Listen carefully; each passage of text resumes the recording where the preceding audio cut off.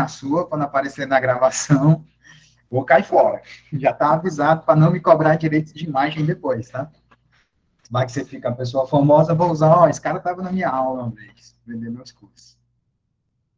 Pessoal, essa aula, primeiro, confirma para mim que vocês estão ouvindo bem, porque eu troquei um microfone hoje, só queria ter que alguém aí confirmasse que está me ouvindo direitinho. Se o som não está ruim, se está ok. Obrigado, Maria Lídia. Estão me ouvindo também, não? Tudo Estou ouvindo certo? também. Tá de boa aí. Ótimo. Valeu, irmão. Obrigado. Pronto, se o Eduardo ficar famoso, já vou usar aqui a aparição dele aqui.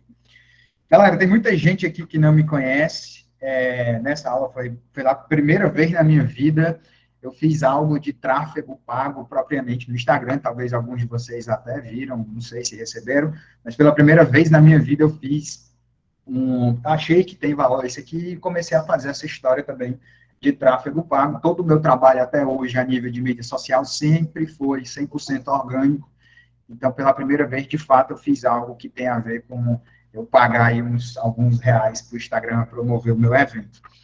A minha ideia aqui relaxa, tá? Eu não vou tentar te vender nada, não vai ter nenhuma surpresinha no meio da aula dizendo, não, faz meu curso, nada disso. A ideia aqui é até, de uma certa forma, até criar um certo debate. De uns tempos para cá, de uns meses para cá, eu tenho o costume de dizer que eu virei um professor muito mais de narrativa do que propriamente de ensinar, né? Eu sou muito mais de contar as coisas que eu faço do que achar que você tem que fazer igual o que eu faço é o certo. Então, a ideia não é essa, a ideia é realmente apresentar soluções de aliás, apresentar uma forma de dimensionar e detalhar algo que está cada vez mais corriqueiro nos projetos, né? A gente vê aí, vou chutar nos últimos 18 meses, 24 meses, né? O pós-pandemia deu muito isso, né? Eu, pelo menos, percebo isso, aí pode ser uma falha estatística minha, de ser só a minha percepção. Mas eu acho que essa ideia de casa, do brasileiro querer morar em casa, ela aumentou bastante aí nesses últimos 2 anos. É cada vez mais comum a gente ouvir o termo casas de alto padrão, sobrados e afins, e às vezes você tem a sensação de que os arquitetos foram para o mesmo congresso, e lá teve uma assembleia, e eles decidiram que a partir daquela data, eles iam fazer as coisas mais mirabolantes e complicadas possível para ferrar com a gente da engenharia de estruturas. Pelo menos essa é a sensação que às vezes eu tenho, né? Que os caras realmente não esqueceram que é legal concordar a parede, não tem mais nada que funciona como antigamente, de uma coisa casar com a outra, e você bota um pilarzinho ali que sai da sapata e chega até o topo de boa, né? É sempre como diz um amigo meu, é a briga de 5 gatos dentro de um saco, né? Uma confusão do tamanho dos infernos. Então, eu imagino que vocês sentem isso. Para ser sério com vocês, não sinto tanto, porque o meu hobby realmente não é fazer detalhamento projeto de casa. Faço, vira e mexe, faço. Meus alunos aí sempre, né, muitos deles fazem em casa, então estou sempre tirando dúvida, a gente está sempre discutindo lá nos grupos, mas o meu negócio realmente, você vê já pelo meu slide, a minha viga de transição vai ter 1,70 m por 1 m de altura, né? Não é exatamente uma viga de 19 por 60 fazendo transição. Mas o que eu quero fazer aqui nessa noite é esclarecer algumas coisas que acontecem a nível de modelo, que às vezes, né, muitas vezes, eu noto isso em quem eu estou ensinando, né, em quem está projetando, tirando dúvida comigo.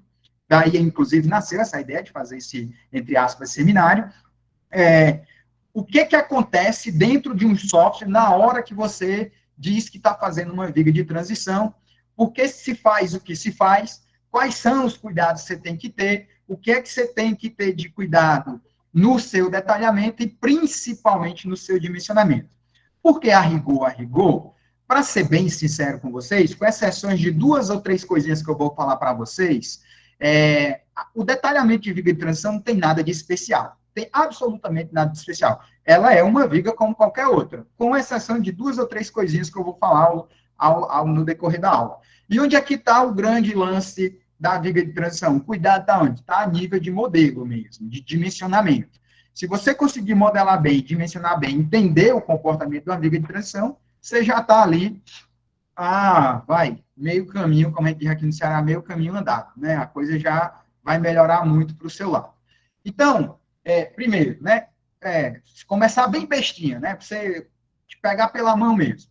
A ideia de você ter uma viga de transição, a principal razão, não é a única razão, mas a principal razão de você necessitar de uma viga de transição, como o próprio termo, né, o próprio nome já diz, é você transitar um pilar, mudar um pilar de posição. Esse é o grande lance. O pilar ele vem no alinhamento, eu tenho uma viga de transição para botar o pilar, mudar o pilar de rumo, mudar o pilar de canto. Então, o pilar que vem, ele morre, vem uma viga de transição que vai fazer um novo pilar nascer em cima dela. Essa é a coisa mais besta do mundo, né? Não há nenhuma novidade quanto a isso para vocês. Tipicamente, né, o que acontece a nível de arquitetura?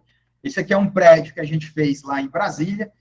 Quem já me segue há mais tempo sabe que a gente, né, tem muitos contratos em Brasília, muito mesmo, 45% do nosso faturamento é prédio em Brasília, fácil.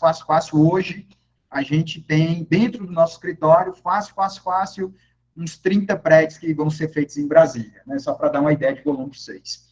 E a depender do local que você está em Brasília, tem uma situação muito curiosa que não acontece na maior parte do resto do país, que é o seguinte, vou usar termos relativamente leigos, tá?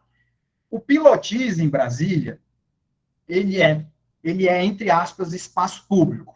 Ele tem acesso, ele é espaço público no sentido de que não pode ter uma barreira física que impeça as pessoas de ter um acesso ao seu prédio. Meio bizarro, para mim, quando eu aprendi isso a primeira vez, isso para mim foi extremamente bizarro, mas é a realidade, né? É meio que espaço público.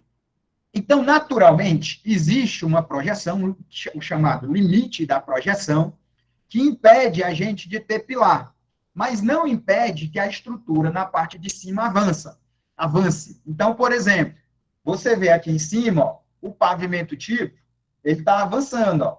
O alinhamento da fachada do pavimento tipo é esse, né? Mas você está vendo claramente aqui que subsolo e pilotis está aqui embaixo, ó. Vou até mudar de cor para ficar mais legal.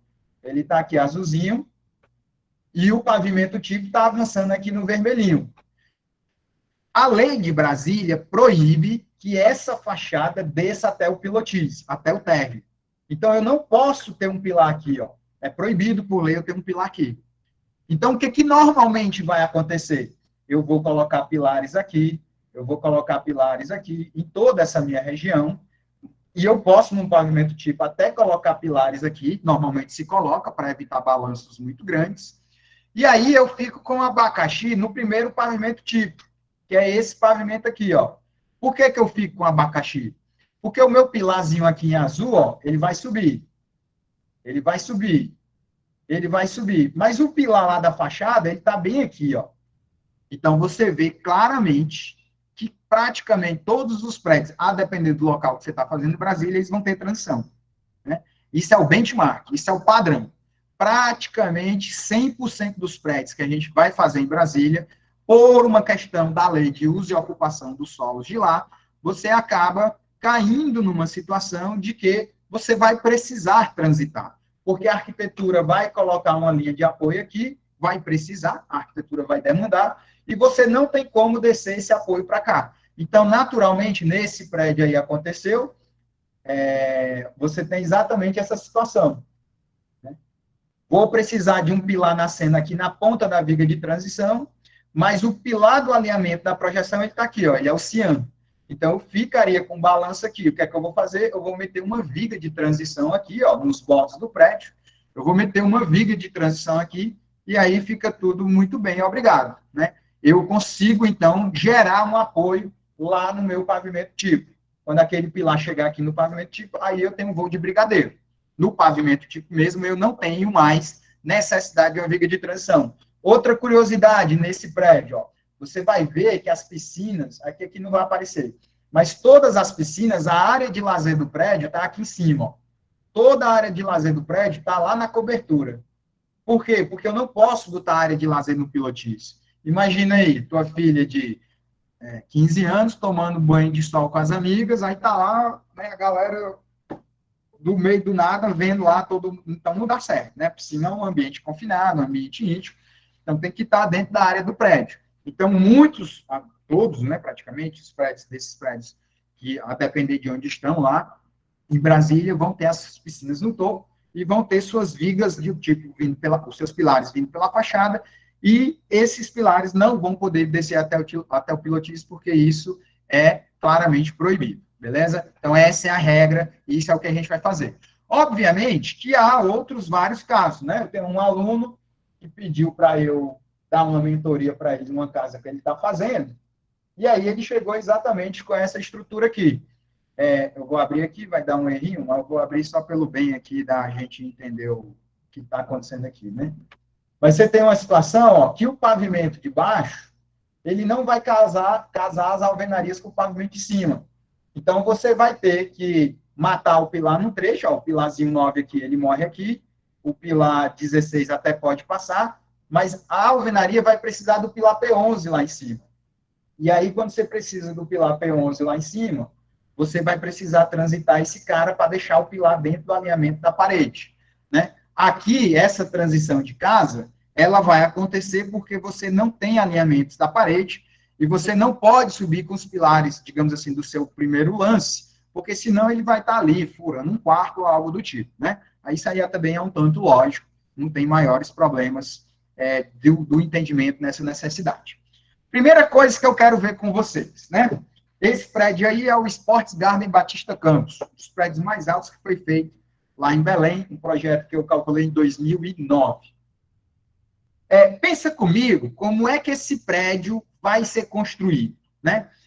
Se você parar para pensar um minuto, como é que, olha aí, como é que a Maria lá de Belém, como é que a sua análise é feita, né? Você tem lá um pórtico, né? Tipicamente, você tem lá um pórtico, você modela o prédio, modela o pilar, modela a laje, a viga, modela o diabo, todos os pavimentos, e aí você manda o seu software lá processar. Na hora que ele processa, que ele está fazendo as contas, ele está fazendo uma conta numa estrutura que tem primeiro teto, segundo teto, terceiro teto, quarto teto, 20º, isso aí vai até o 30º teto, se eu não me engano, 27º teto. Pronto, a análise que você faz é do prédio inteiro. Mas você concorda comigo que o prédio ele não vai ser construído de uma vez? Você faz uma análise do prédio inteiro. Mas o prédio vai acontecer o que com ele? Ele vai ter aqui uma primeira laje. Essa primeira laje está só com peso próprio e escorado. Aí ele pula para uma segunda laje. Aí ele pula para uma terceira laje. Dali a 7 dias vai para uma quarta laje e por aí vai até chegar lá na 20ª laje. O que é que eu quero que você entenda? Os pilares desse pórtico, eles sofrem recalques. Imagina, o cara fez esse primeiro pavimento aqui. Fez esse primeiro pavimento. Na hora que ele faz esse primeiro, construtivamente, né, ele fez o primeiro pavimento, a carga desse primeiro pavimento vai ser suficiente para gerar um recalque nos pilares. Esse recalque é pequeno? Esse recalque é pequeno. Afinal de contas, você dimensionou o primeiro lance do pilar para 25 andares. E ele só está recebendo o primeiro, mas haverá um recalque. Na hora que é feito o segundo andar, você concorda comigo que esse segundo andar vai ser feito em um primeiro lance de pilar que já recalcou?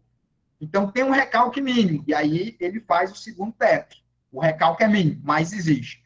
Quando ele está no 15º teto, o primeiro lance já recalcou o somatório de 15 tetos. Então, quando ele faz o 15º, ele já faz em cima de uma estrutura que foi recalcada. Beleza, isso. Entendi isso aí. Mas isso aí é pórtico. Isso aí tem nada a ver com viga de transição. Na verdade, isso vai ter tudo a ver com viga de transição. Por quê? Olha só o que vai acontecer nesse pórtico. Se eu fizer uma análise da estrutura sem considerar esses recalques, o momento que a minha estrutura vai me dar num pilar central, que é um pilar mais carregado na edificação, é assim, ó. Ele não tem os negativos cheios. Ele não vai chegar a ter um negativo. Ele vai ter o negativo lá em cima. Por quê? Porque o recalque disso aqui é mínimo. Mas esses aqui de cima, ó, que vai ter o recalque desse, mais esse, mais esse, mais esse, mais esse, mais esse, mais esse, mais esse, ele recalcou demais. Então, esse apoio tende a um momento positivo. Mas isso não é real. Então, eu preciso de algum mecanismo que me permita corrigir essa situação para essa daqui. Essa daqui é o quê? Os meus negativos nos pilares carregados existem. Ou seja, em outras palavras, o que estou eu ali dizer? Eu preciso de um mecanismo que leve em conta o fato de que a minha estrutura vai ser construída paulatinamente. Em outras palavras, o que eu tenho lá o cara chegou no terreno, tá lá só o terreno, ele faz o gabarito da estrutura, molda lá o primeiro teto, joga lá o segundo teto, na hora que ele bota o segundo teto, ele já coloca o segundo teto em cima de um primeiro teto, um primeiro lance recalcado, e aí ele vai, às vezes, até fazendo partes da estrutura, vai fazer o terceiro teto, vai fazer o quarto, vai fazer o quinto, vai fazer um montão de teto, aos poucos, até chegar lá na estrutura final. Pronto. Quando chegar lá nessa estrutura final, ele tem aqui o primeiro lance aqui de pilar, o primeiro lance de pilar já foi recebendo os pavimentos superiores em uma estrutura que sofre um recalque. Essa estrutura já sofreu um recalque. Eu fiz uma análise aqui, no F2, uma análise bem bobinha, que é o seguinte. Antes de mostrar só o resultado dessa análise, eu preciso contar só o seguinte. Quando você tem esse efeito, o que você está interessado enquanto engenheiro é garantir que o teu pórtico permita modelar as etapas de construção a ponto de um negativo aparecer no pórtico. Ora, pensa comigo o que seria um mecanismo, né, que faria com que a estrutura tivesse uma rigidez que eu já levasse em conta que esse apoio central não vai recalcar tanto quanto eu estou imaginando que ele recalcaria se o prédio fosse inteiro de uma vez, porque a minha análise é o pórtico todo de uma vez. Então, vamos lá. O que se faz, né, o que os softwares fazem, o que, por exemplo, o TQS, que é o software que eu uso, faz, ele cria um multiplicador chamado MULAX, né, MULAX. Em algum lugar dos seus arquivos de critério lá de pórtico, você vai ter a presença do MULAX. O MULAX é o multiplicador axial. Uma curiosidade. Antigamente, eu já trabalhei desenvolvendo software, e antigamente era muito comum os nomes de algoritmo serem por 6 letras. Então, você vê que o TQS tem uns algoritmos lá de trás, porque uma porrada de algoritmo do TQS tem 6 dígitos. O MULAX, o LEPMOL, o REDMOL, né, o MULETRETA, enfim, tem um monte aí só de curiosidade, tá? De coisas que são 6 dígitos. Então, o MULAX é o multiplicador axial. O que é que a gente faz, né? O que é que o software faz, mesmo que você nem saiba que ele está fazendo? Ele pega a rigidez dos teus pilares, da carga axial, e somente para a carga vertical, não entra vento, essa análise é só carga vertical, ele pega a rigidez axial do teu pilar e multiplica por um valor. Ele majora a seção, a rigidez propriamente dita axial do teu pilar, por um dado valor. Que valor é esse? Então, esse valor não é fixo, esse valor não é normativo, não existe em lugar nenhum do mundo esse valor. Há muitos anos atrás, bote aí uns 15 anos pelo menos, foi feito um estudo lá na TQS que os caras chegaram no MULAX 3. Então, acho que nos últimos 15, 20 anos, todo o default do TQS é MULAX igual a 3. Se você olhar o seu TQS, provavelmente seu MULAX está lá marcado como 3. E aí, o que que acontece? Né? O que que acontece? Na hora de analisar o pórtico quanto ao carregamento vertical, o TQS vai multiplicar a rigidez axial dos pilares em 3. Por quê? Porque na hora que ele triplica o valor da rigidez axial do teu pilar, na prática, o que ele está fazendo é garantir que o pilar deforme menos na tua análise global. E essa deformação a menor, porque ele aumentou a rigidez do pilar, faz com que o teu pórtico saia desse pórtico esquerdo e migre para o pórtico direito. Porque imagina comigo, ó, se tu está fazendo essa análise aqui, mas esse teu pilar aqui tem uma rigidez muito maior do que é o que está lá, esse cara aqui não vai recalcar esse topo. E se esse topo não recalcar, então você tem garantias que vai ter um momento negativo. E aí você se aproxima dessa situação. Então, o que é que você interpreta aqui? Ora bolas, como eu tenho certeza que a deformação do meu pórtico altera o comportamento estrutural da minha análise, né? Altera o comportamento estrutural a ponto de alterar a interpretação da minha análise e os resultados da minha análise. Eu tenho que achar um mecanismo que me garanta que a deformação dos meus pilares, por conta dos recalques, a deformação do meu pórtico, por conta dos recalques dos pilares, faça com que, ou se aproxime né, se aproxime de uma análise por etapas. Pronto, é isso que faz. Qual é o problema disso e por que eu estou preocupado com isso em relação à análise de viga de transição, que até agora eu não falei de viga de transição, sendo que a ideia aqui era falar de viga de transição. Porque em vigas de transição, pessoal, vai acontecer rigorosamente a mesma coisa. Eu tenho aqui 2 pórticos iguais, de pai e mãe, mesmo vão, mesma carga, mesmo tudo. O pórtico da esquerda tem a viga de transição majorada, sua rigidez em 10 vezes. O pórtico da direita tem a rigidez default. Os pórticos são rigorosamente a mesma coisa. Ó. Não sei se você vai conseguir ver aí, ó. Mas o pilar, ó, em material, tem um módulo de 30 mil megapascal e uma seção de 20 por 100. E aqui também, ó, 30 mil, 20 por 100. Se eu for para outra viga qualquer, ó, mesma coisa, ó. Um módulo de 30 mil, uma seção de 20 por 60, uma seção de 20 por 60. Ou seja, esses 2 pórticos são rigorosamente iguais, de pai e mãe, mesmo DNA, né? Mesma cor de olho. Qual é a diferença? A diferença é que essa senhorita aqui, viga de transição, ela está com uma inércia, uma rigidez, desculpa, e essa daqui está multiplicada por 10. Só um parênteses aqui, bem específico, só para fazer um clareamento nos termos. Quando eu falo a palavra rigidez, automaticamente o seu cérebro de engenheiro e de engenheira tem que traduzir para EI, né? EI, EI. Quando eu falo rigidez, o que é que eu quero dizer? Produto de módulo vezes a inércia. Emerson, eu já fiz várias estruturas no F2 e eu lembro que a gente colocava uma seção qualquer e tirava o esforço. Verdade. Estruturas isostáticas.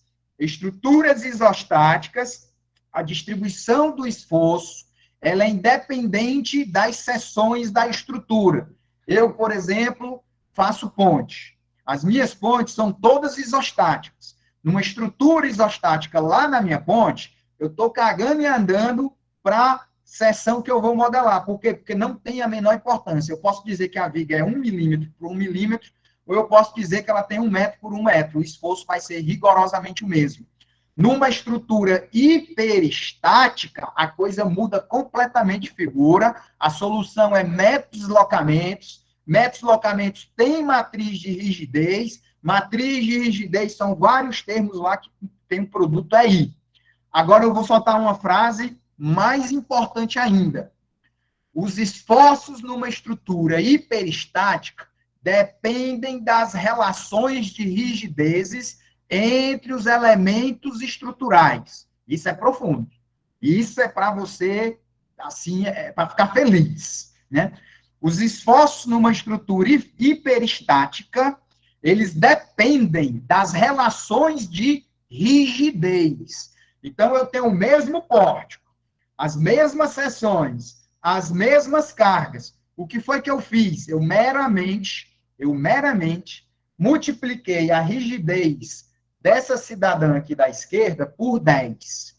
Por 10. Eu não alterei nenhuma outra seção e nenhum outro material. Eu só alterei a rigidez dessa viguinha aqui de transição. Só ela. Só essa daqui de baixo. Essa viga aqui tem uma rigidez, essa da direita aqui tem uma rigidez, e essa tem uma rigidez 10 vezes maior. Todo o restante do poste é igual. Alguém se arrisca a dizer, sem eu apertar o botão de momento fletor, o que é que deve acontecer aqui? Ganhe um ponto na média quem responder certo. O que é que vai acontecer com o momento positivo dessa viga de transição que tem uma rigidez 10 vezes maior? Ele aumenta ou ele diminui? Vamos lá, eu soltei uma frase antes de ontem, domingo, sei lá, assim. O momento positivo pertence à viga. O momento negativo pertence à ligação. O momento positivo é da viga. Ela resolve. Não interessa o resto do mundo. É ela com ela.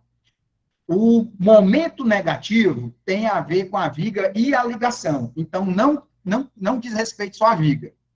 Pode ser, inclusive, que o momento negativo acabe sendo zero, porque a rigidez da viga é absurdamente grande em relação à rigidez do pilar.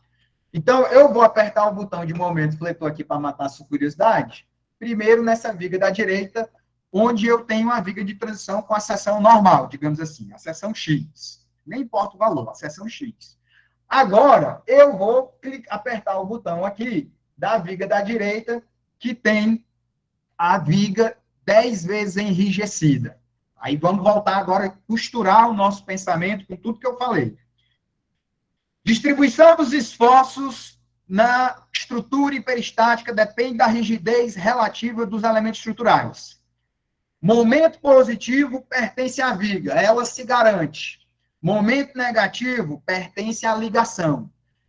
Então, quando eu aumento a rigidez da viga, numa estrutura hiperestática, naturalmente, o momento positivo dessa viga, como agora eu aumentei a rigidez dela, é como se ela dissesse assim, ó, pode mandar para mim, vai, manda que eu dou conta, porque agora eu tenho rigidez.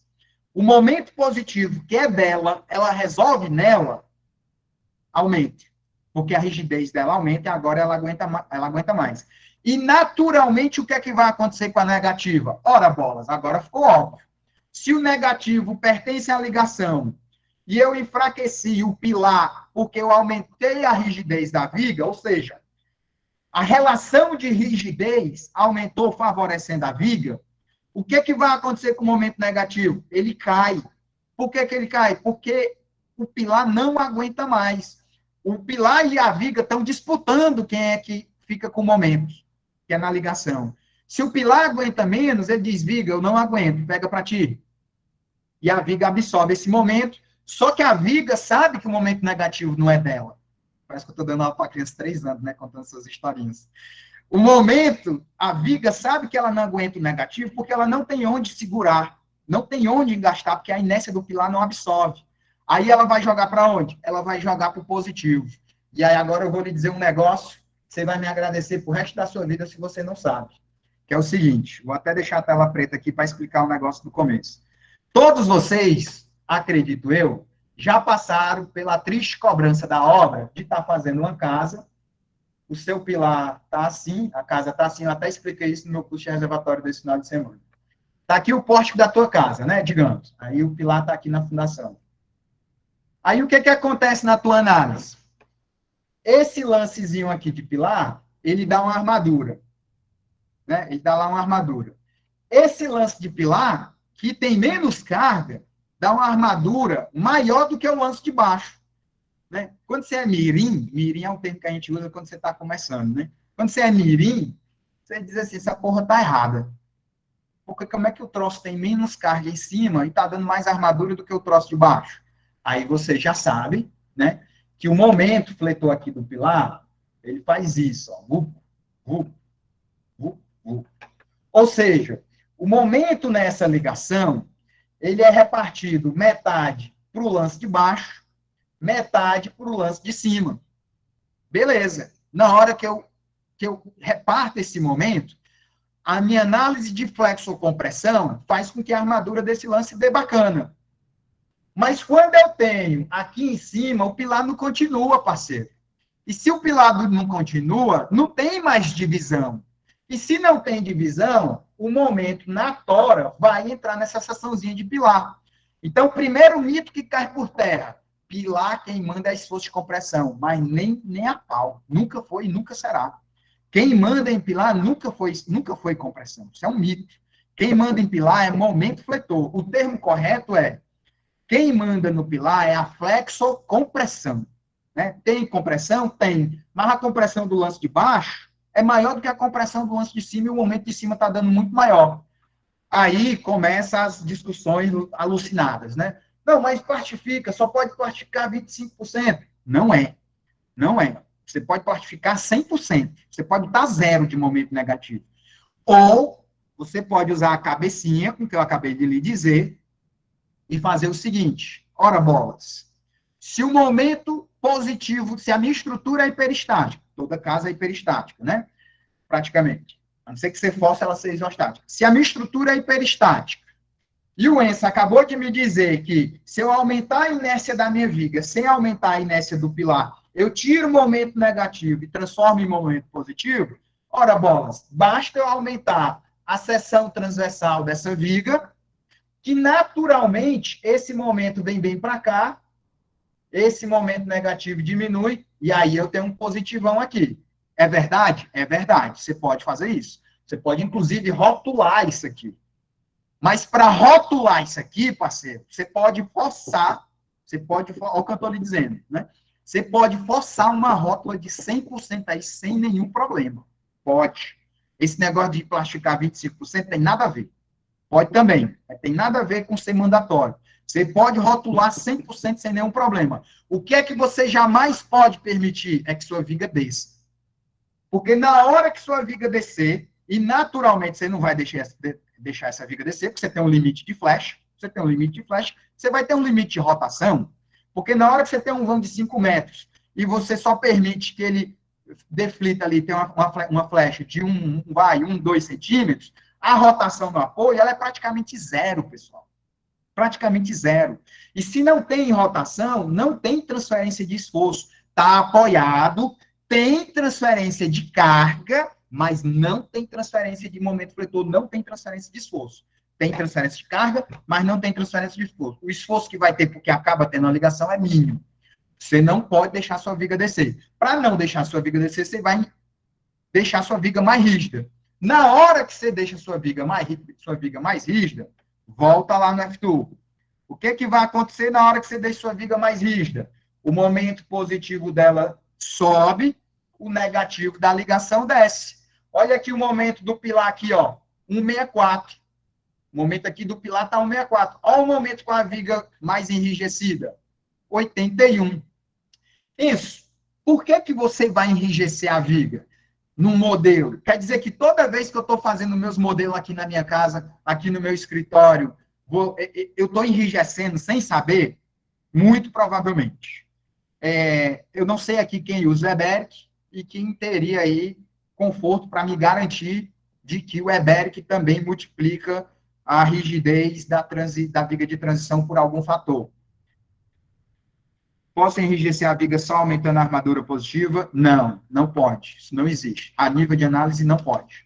Você aumentar a armadura, na prática, você está diminuindo a fissuração. Isso é um ganho, porque na sua rigidez de momento mínimo fissurado, você realmente vai defletir mínimo. Então, Henrique, se você aumentar a armadura arbitrariamente, com garantias de que a peça vai fissurar menos, na prática, você está, assim, aumentando a rigidez dela, porque ela está fissurando menos, você vai pegar a inércia cheia, ou uma inércia maior, digamos assim.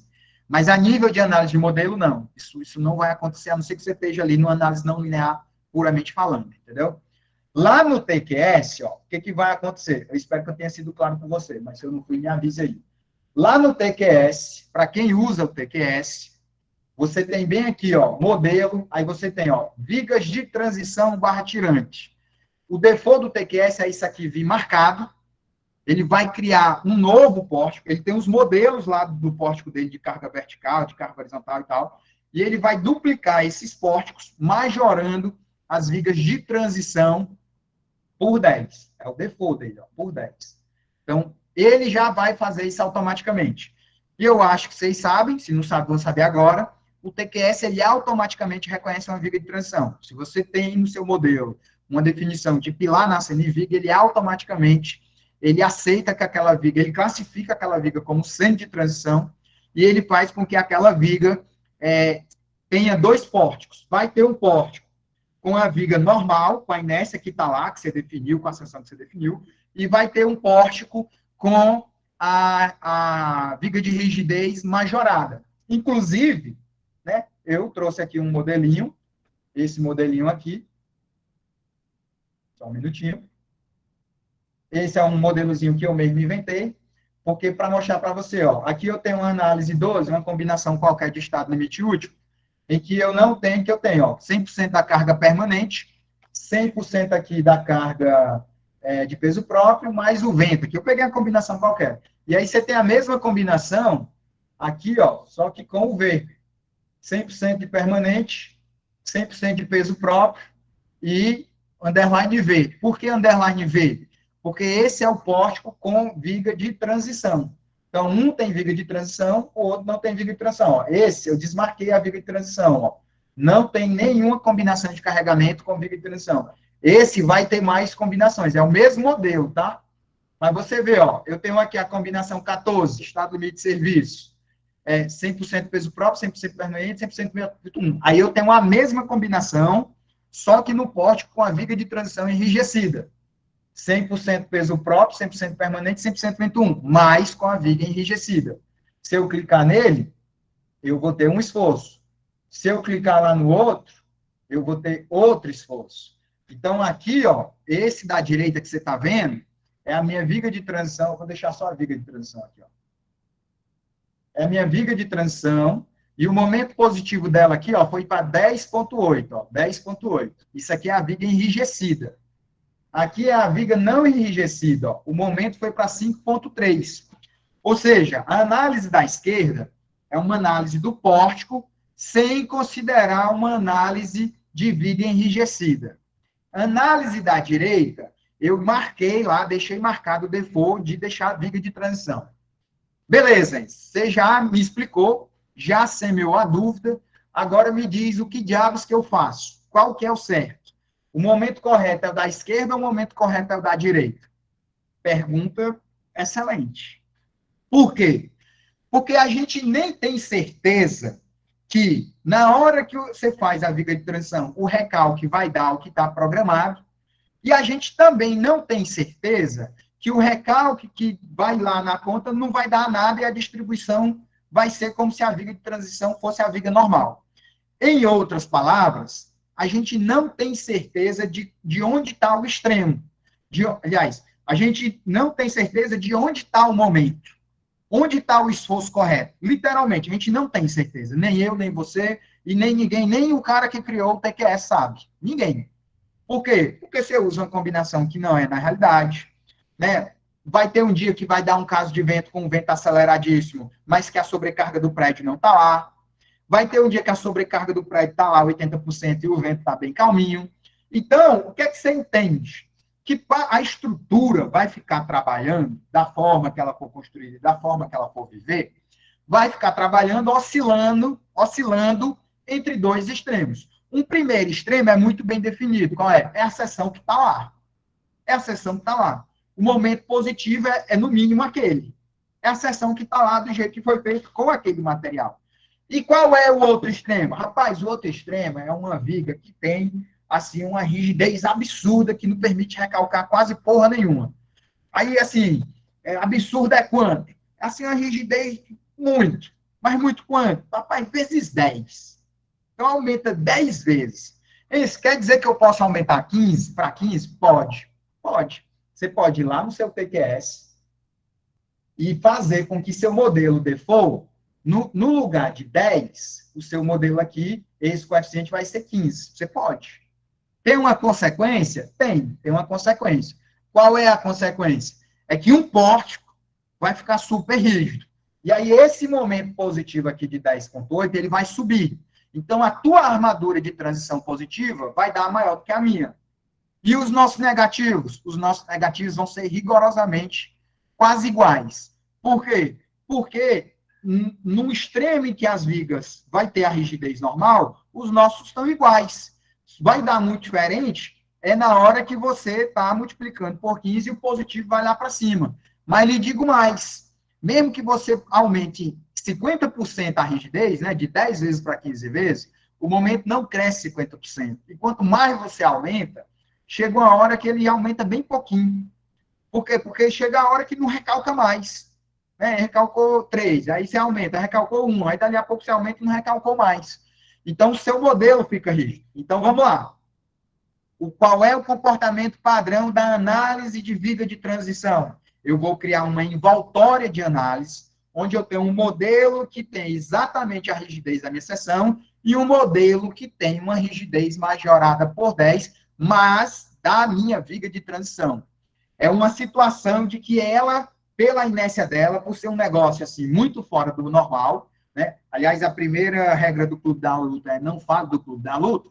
A primeira regra da viga de transição é não use viga de transição, né? Evite. Evite ao máximo, porque isso é sair da curva, é sair do trilho. Eu evito ao máximo, ao máximo, ao máximo, ao máximo. Às vezes não dá, né? Muitas vezes realmente não dá, a estrutura pede, tá? Hoje em dia é quase impossível, é mesmo. E casa, então, é quase impossível, isso é verdade. Com essa arquitetura Wi-Fi é foda. É mesmo. Então, a gente vai, como a gente tem consciência da nossa limitação de interpretar o que vai acontecer no real, né, na realidade, eu não consigo, em outras palavras, resolver a realidade, eu estou resolvendo meramente um modelo, o que é que eu vou fazer?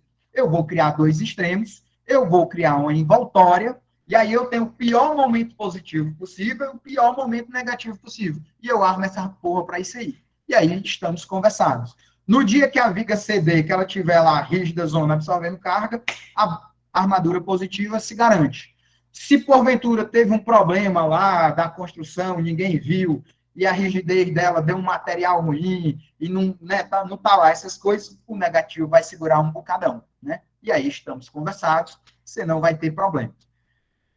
Problemas com viga de transição, né? Que é o nosso mote aqui. Beleza. Então, falamos de tudo isso aí, para fechar o raciocínio, né?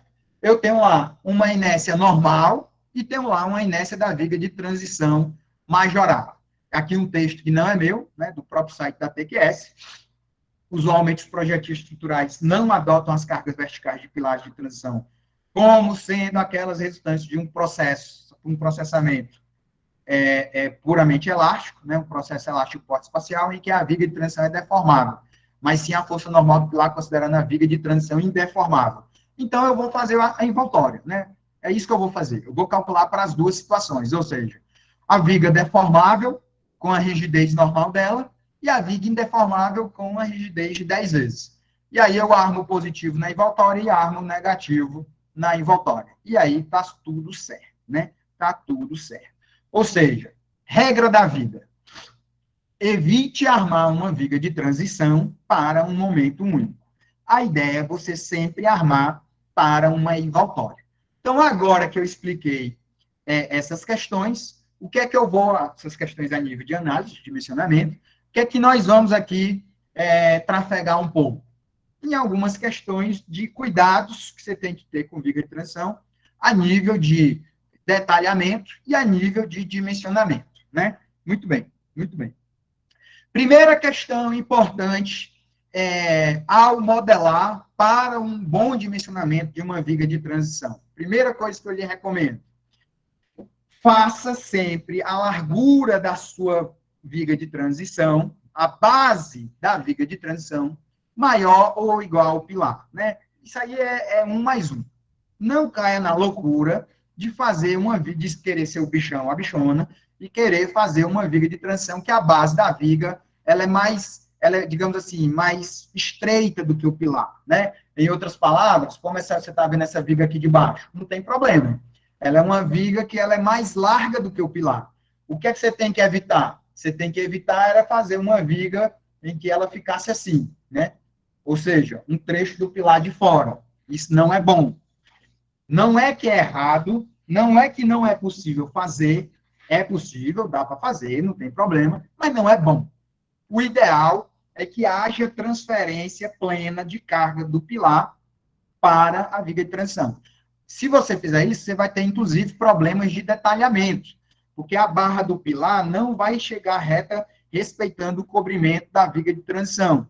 E aí você vai ter que transitar a barra, fazer um arranque por dentro, né, ancorando de cima para baixo, você já vai, porque o pilar está nascendo. Mas é a primeira regra, evite, né? Não eu acho que está lá na frente, mas eu já vou adiantar uma coisa. Toda vez que você for detalhar, aí é um aspecto já de detalhamento.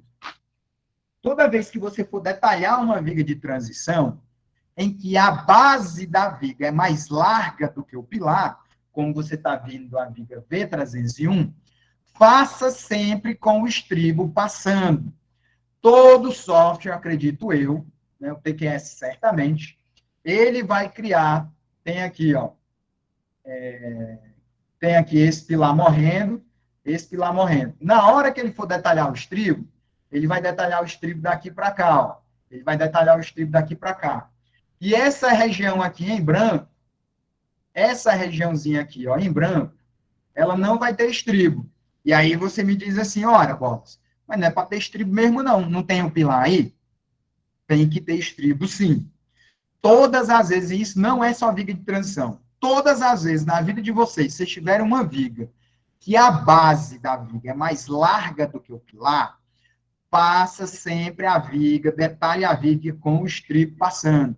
Em outras palavras, o seu estribo você vai pegar lá e obrigar que o estribo ele fique de ponta a ponta, passando dentro do pilar, porque olha, e ainda tem uma situação que ainda é pior, que é quando esse pilar está virado assim, ó, que aí fica um espaço enorme assim, ó, aqui desprotegido. Aí olha o perigo que é isso.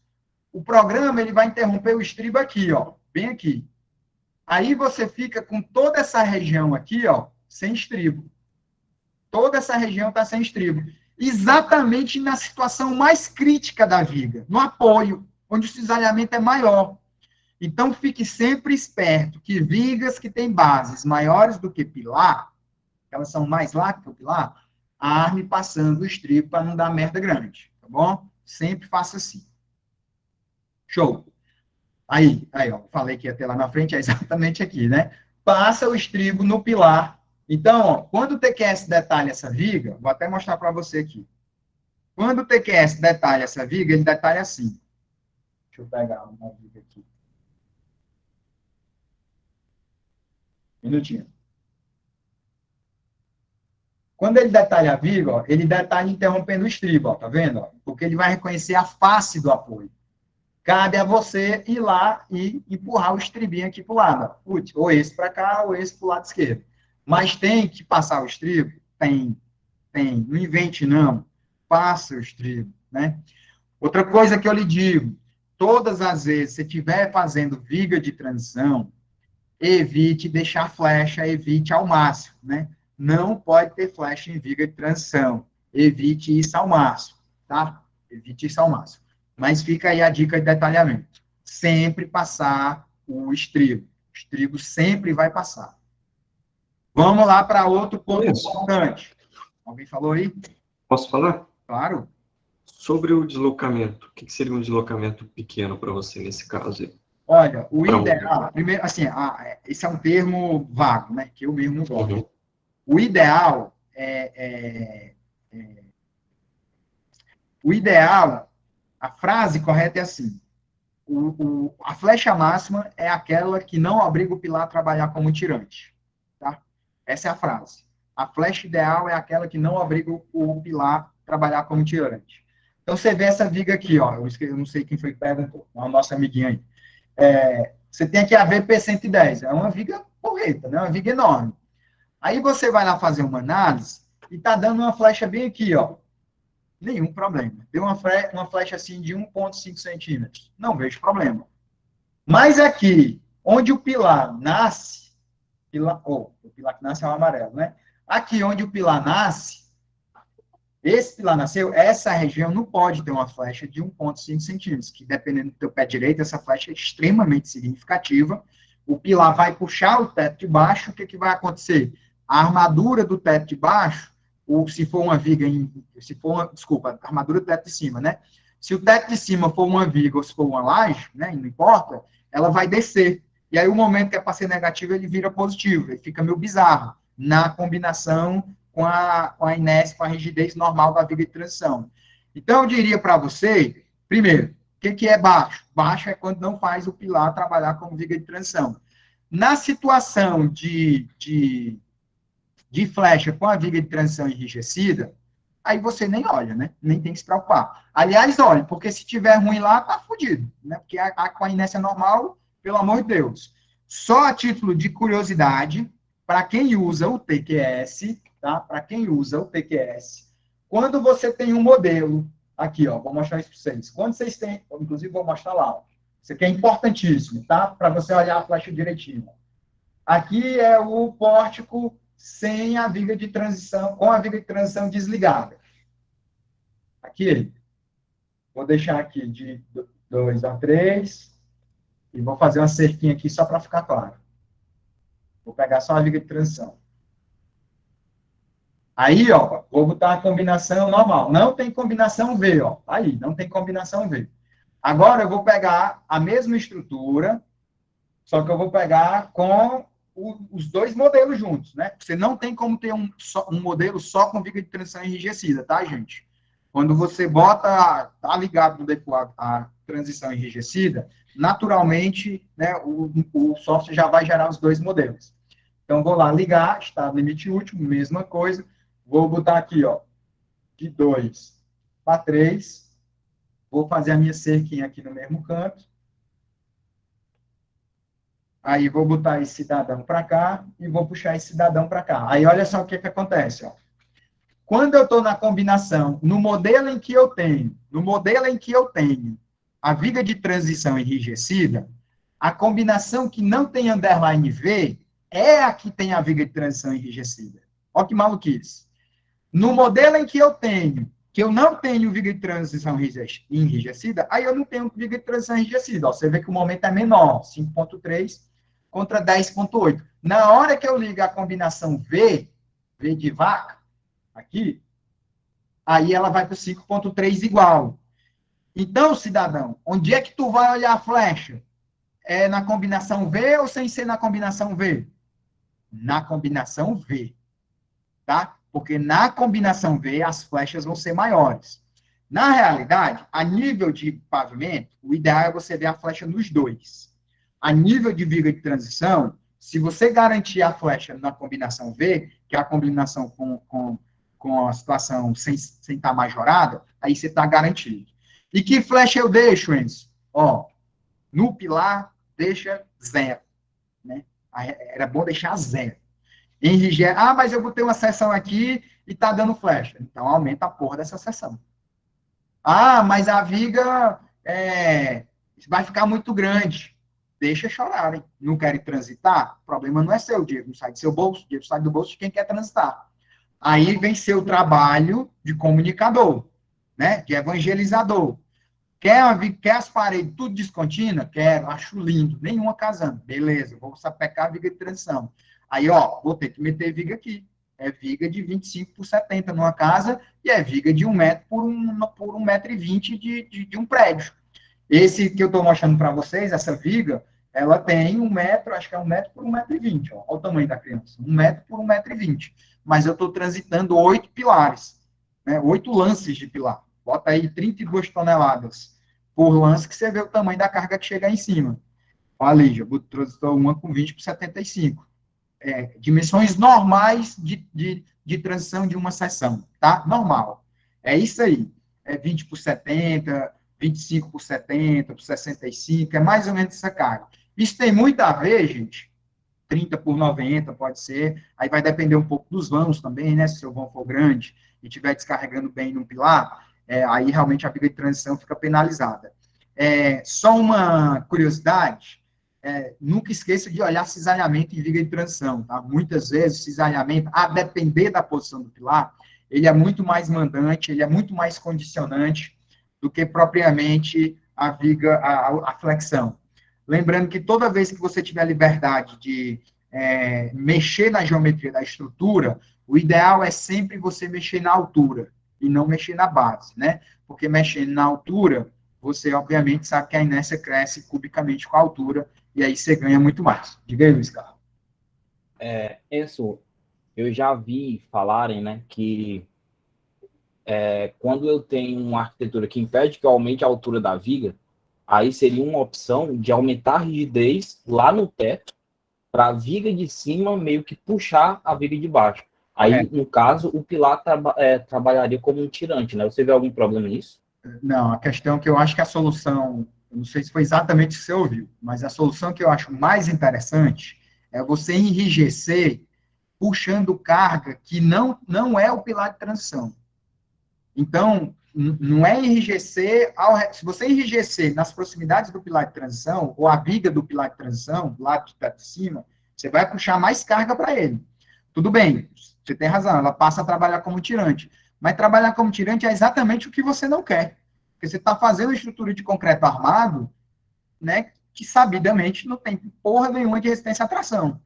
Então, o que é o ideal, né, na minha análise? É você aumentar a rigidez de outros elementos que tiram carga lá no teto de cima, que puxam carga do pilar de transição. Então, talvez, numa situação extrema, seja melhor você enfraquecer a viga de cima para ela trazer menos reação, menos carga e puxar a carga mais para o outro lado, né? É claro que a gente está falando isso de forma grosseira, de forma geral. Se você me der um layout aí da sua forma, eu vou lhe dizer o que é melhor você... Possivelmente eu vou conseguir lhe dizer o que é melhor você fazer. A solução que você apresentou aí, Luiz Carlos, é perfeitamente viável. Qual é o problema? O problema é que, naturalmente, você faz o pilar trabalhar como um tirante. E aí, se ele está trabalhando como tirante, qual é a função dele se ele está sendo transitado? Ele tá segurando a viga de baixo? A viga de baixo não é para segurar o pilar de cima que está sendo transitado? Para mim, não faz tanto sentido você usar um pilar de transição para trabalhar como tirante, a não ser que seu objetivo seja esse. Não é fazer uma viga de transição, é fazer um tirante mesmo. A viga de baixo, ela não é de transição. Ela está sem apoio e você criou um apoio por cima. Aí é outra história. Você está mais radical ainda. Você está transitando de ponta cabeça. Aí é outra história. Mas é radical mesmo. Possível, tá? Totalmente possível. Caso importantíssimo de viga de transição, principalmente vigas de transição, que o pilar que está transitando tem muita carga. É você evitar torção. Olha só, aqui eu não tive o que fazer. Isso aqui é um projeto nosso, essa VP101. Ela é uma viga de 1,70 m por 1 metro. A viga, eu trouxe a viga errada, eu acho. Não era para ser essa viga, não. Era outra viga que o pilar, ele está assim, para cá. Ele está para cá, assim. Ou seja, o CG do pilar, o centro de carga do pilar, não está no eixo da viga. Né? Não está no eixo da viga. Ele está trasladado, assim, ele está puxado para o lado. Eu não acho que seja isso, não, porque para mim esse espaço aqui está quase igual a isso, né? Acho que está igual.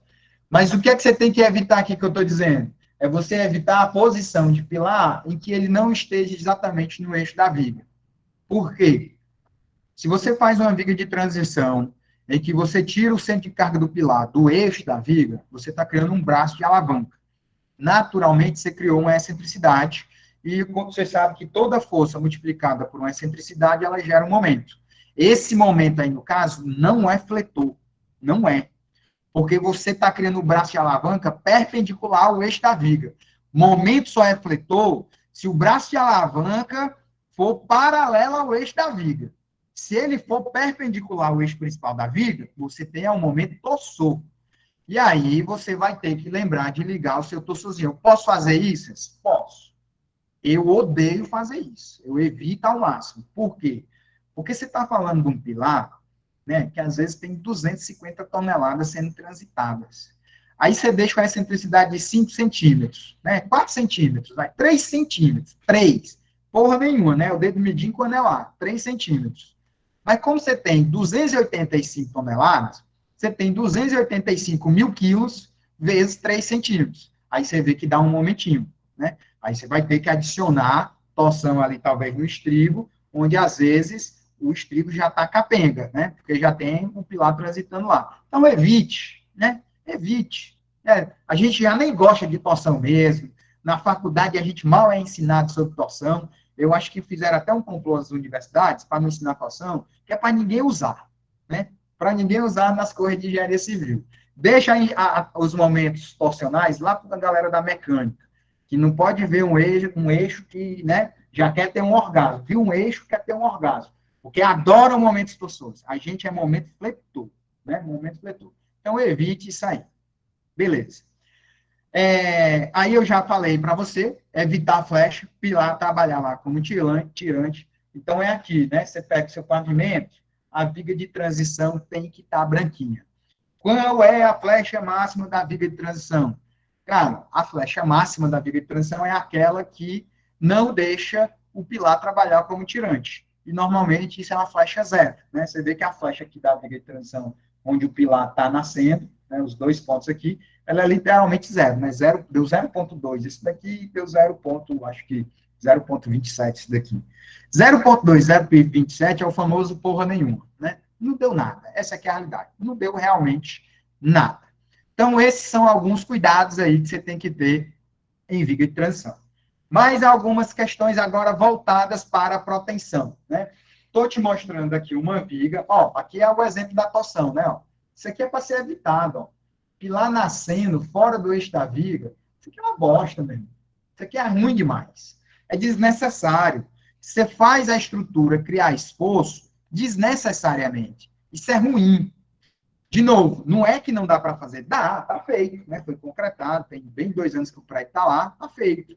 Mas é ruim. Você tem que ter mais cuidado no negócio que já é de análise duvidosa. Então, evite. Pelo sim, pelo não, evite. Vamos lá. Se você está fazendo uma viga de transição protendida, os critérios normativos que você tem para uma viga convencional, você vai ter que fazer numa viga protendida. Qual é o problema? O problema é que, a depender do nível de carga que você está utilizando, você garantir proteção,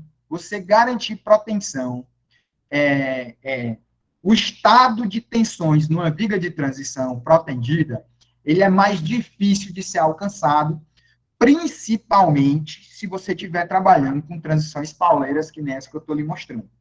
No caso de casas, não vou nem dizer de casas, né, mas no caso de transições leves, de um vão, né, de um lance, 2 lances, protender a seção não é o fim do mundo. Aí vamos abrir aqui e ter um entendimento do seguinte, porque eu estou dizendo que tem que ser evitado proteção, e eu mesmo estou botando cabo aí nas minhas vigas. É o seguinte, existe a situação de você dizer que a viga foi protendida, e existe a situação de você dizer que a viga é de concreto armado e tem cabos. São 2 coisas diferentes. Eu posso ter cabo, mas pode ser que minha viga não seja protendida. O que eu quero dizer com isso? E quem fala isso, o que normalmente quer dizer? Se a viga de transição ela é protendida, né, você tem lá, que eu trouxe até um exemplo aqui para vocês, que é esse daqui.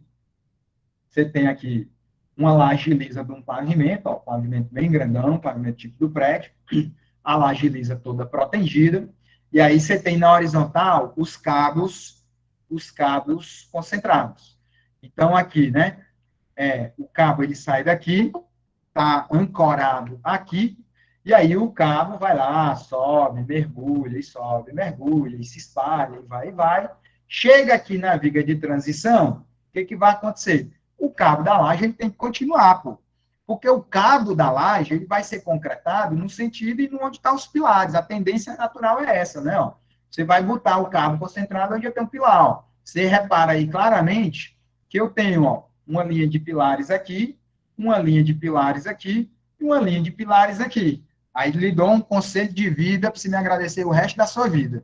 Toda vez que você estiver lançando uma estrutura, já no teu lançamento, imagina o detalhamento. Então, quando eu lanço um prédio desse, eu já lanço um prédio desse pensando em como é que vai ser a proteção. Então, eu já lanço os pilares com as dimensões parecidas, eu já lanço os pilares com os CGs alinhados, eu já lanço os pilares escapando de furos, de onde tem shaft, que é para não impedir de eu ter cabo. Então, se o cara bota a maior parte dos shafts dele, está na horizontal, eu tendo naturalmente a botar os meus pilares na vertical. Por quê? Porque aí eu vou protender nesse sentido, que é onde o shaft é pequenininho. Eu acho que eu não fui claro. Exemplo. Se eu tiver a prerrogativa, né? O cara encheu de shaft assim, ó, as dimensões do shaft nesse sentido. Né? Encheu de shaft assim a planta. Quando eu for colocar o meu pilar eu vou tender a colocar ele assim, ó. Aqui, ó. Por que eu vou tender a colocar meu pilar aqui? Porque eu já vou tentar fazer a proteção aqui. Eu jamais vou criar um alinhamento de pilar da seguinte maneira. Vou apagar aqui, para ficar mais claro, tal e tal. Eu jamais vou, se os meus shafts predominantes estão na horizontal, eu jamais vou criar uma situação de pilar lançando os pilares assim, ó. Por quê? Porque isso aqui vai ser uma bosta na hora que eu for detalhar. Que eu vou querer passar os cabos concentrados assim, e o shaft não vai deixar, porque tem um buraco. E como tem um shaft, eu não consigo passar cabo. Então, o que é que eu estou te dizendo? Que na hora que você estiver lançando a sua estrutura, porra, velho, dá uma olhada na furação, né? Apaga todas as leis, deixa lá só os furos, deixa a marcação dos furinhos lá do vaso sanitário, do shaft mesmo do banheiro, e de onde mais diabo tiver shaft. E aí, cidadão, tu bota lá os teus pilares, livrando dessa galera, que é para não... Isso na estrutura protegida, claro, né? Que é se livrando dessa galera para não ter problema de cabo. Olha aqui, né, ó. Shaft aqui, ó, tudo horizontalizado, ó. Tá vendo, ó? Aí o pilar vai na vertical, ó. Shaft horizontalizado, ó. Né? Imagina se eu boto meus pilares com os cabos na vertical. Esse shaft aqui come boa parte dos meus cabos. Não presta para nada. Então, ó, shaft na horizontal, meus pilares vão na vertical. Nem sempre é possível, mas na medida do possível, faço. Porque aí fica voo de brigadeiro, você lançar cabos concentrados no sentido. E no outro sentido? No outro sentido, pô, vai ser cabo distribuído. Aí não tem problema, né? Cabo distribuído é onde der certo. Essa é a regra do cabo, eu boto onde der. Ah, mas tem um shaftzão aqui. Ah, mas aí faz uma abertura lá, deixa uma abertura de 14, 15 centímetros para garantir o cobrimento mínimo do cabo de norma, e estamos conversados. A regra é a seguinte, eu vou lançar minha estrutura para eu já ter aqui na minha estrutura uma situação na qual eu tenha condições já de protender, eu penso no detalhamento já no lançamento. E aí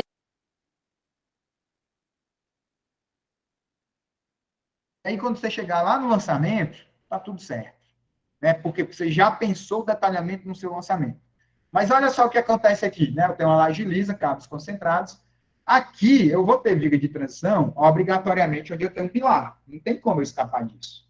Então, o que vai acontecer aqui? O que vai acontecer aí é muito simples. O cabo da laje precisa atravessar o pavimento, né? Regra da vida